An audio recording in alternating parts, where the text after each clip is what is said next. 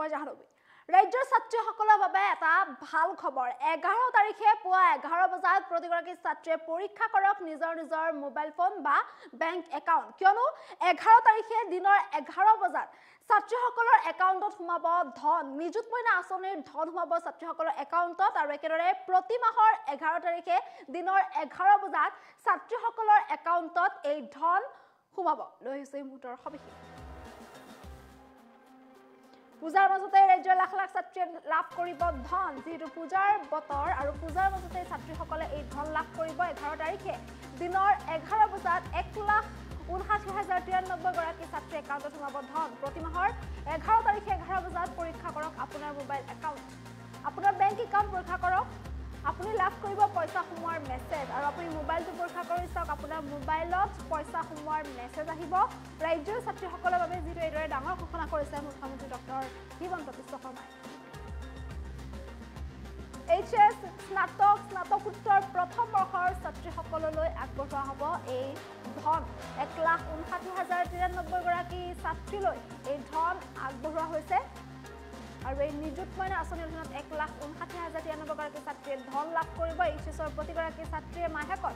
1000 টকা লাভ কৰিব স্নাতক পৰ্যায়ত ছাত্ৰীসকলে মাহেকত লাভ কৰিব 1250 টকাকৈ আৰু প্ৰতিমাহে দিনৰ 11 তাৰিখে দিনৰ 11 বজাত এই ধন সোমাব স্নাতকোত্তৰত 2500 টকাকৈ অনুদান লাভ কৰিব ছাত্ৰীসকলে আৰু গৰম বন্ধৰ সময়ত পিছে এই ধন লাভ নকৰে ছাত্ৰীসকলে বিদ্যালয়ত অত্যধিক অনুপস্থিত থকা ছাত্ৰীয়ে নাপাব ধন বিদ্যালয়ত সময়মতে নিয়ম মতে অনুপস্থিত নাথাকি উপস্থিত থাকিব লাগিব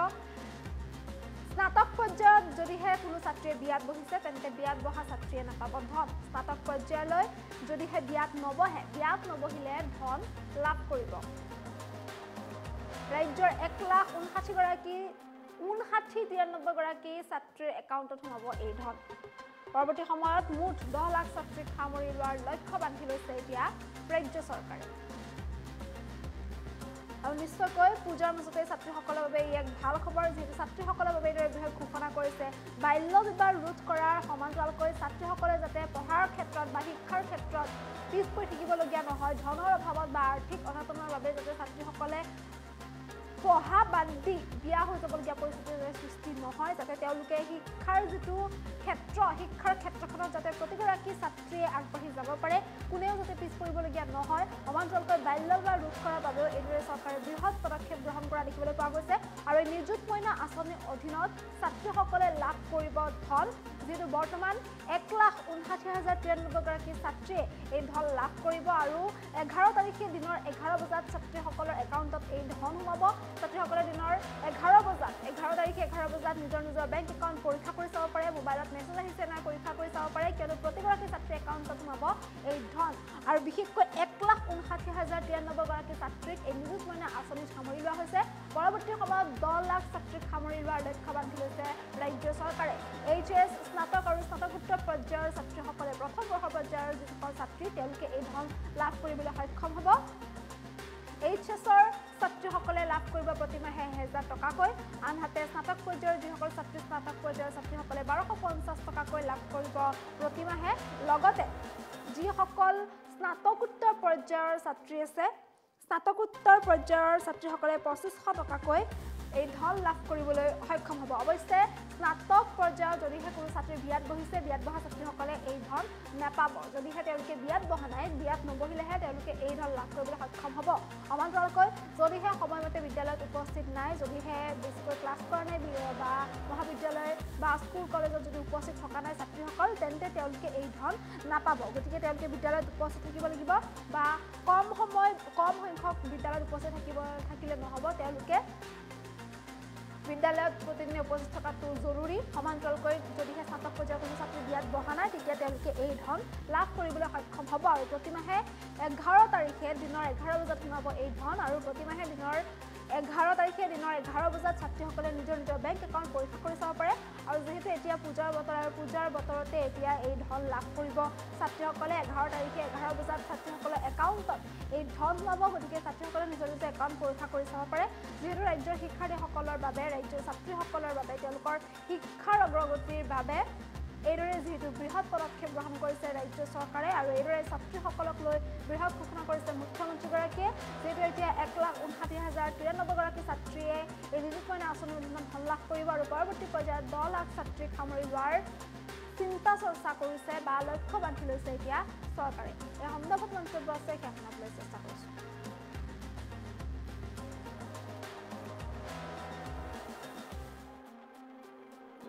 অহা মাহৰ পৰা 11 তাৰিখে বেংকত 11 বজাত তোমালোকৰ মোবাইলত বা দেউতাৰ মোবাইলত টিকটিক আহিব 11 বজাত বেংকত এই টকাখিনি 11 তাৰিখে জমা হৈ যাব মই এই কথাটো এই কাৰণে কৈছো যে দেউতাৰ যেহেতু মোবাইলটো দেউতাৰ সকলোৰে মোবাইল নাথাকিব পাৰে দেউতাই ভাবিব পাৰে টকাটো ক'ৰ পৰা আহিলে গতিকে আজিৰ পৰাই ঘৰত আমি কৈ দিম যে 11 তাৰিখে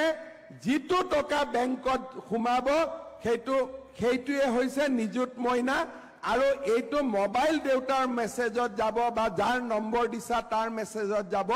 কিন্তু তোমালোকৰ একাউণ্টতে এই টকাটো সোমাব বেলেগৰ একাউণ্টত এই টকাটো নুসুমাই ইয়াৰ পিছত